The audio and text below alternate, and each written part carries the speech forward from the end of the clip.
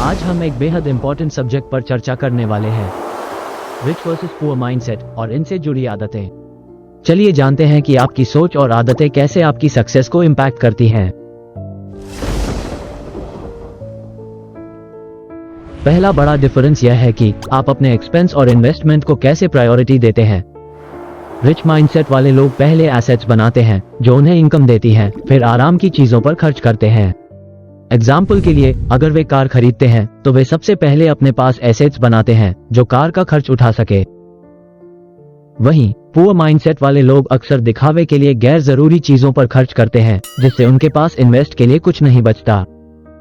यह एक real life example है। एक बिजनेसमैन ने अपने पैसों को समझदारी से इन्वेस्ट किया, जबकि उसके पड़ोसी शानो शौकत में रहते थे।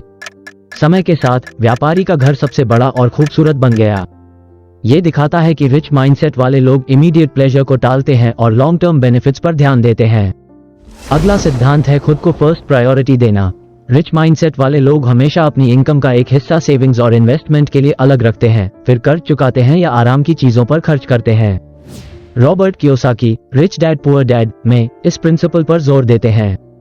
भले ही उनके पास ज्यादा कर्ज था, उन्होंने और उनकी पत्नी ने हमेशा अपनी आय का 20% बचाया और कर्ज के दबाव को ज्यादा अर्निंग्स के लिए मोटिवेशन के रूप में इस्तेमाल किया। खुद की फाइनेंशियल ग्रोथ को प्रायोरिटी देकर उन्होंने इवेंचुअली बहुत एसेट्स बनाए।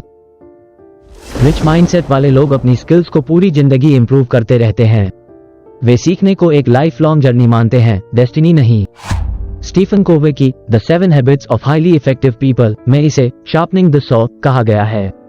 रिच लोग जैसे बिल गेट्स, जो बहुत पढ़ते हैं और अपने नोट्स gatesnotes.com पर शेयर करते हैं।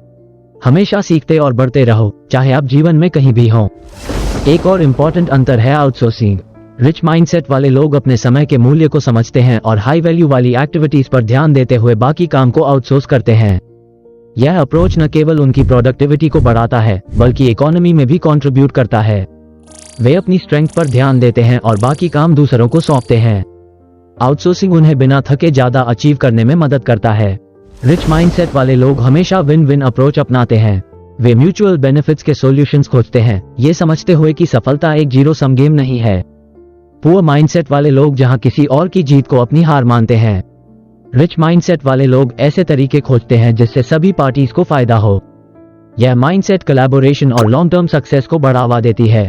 तो दोस्तों, ये था रिच और पुअर माइंडसेट के बीच का असली अंतर।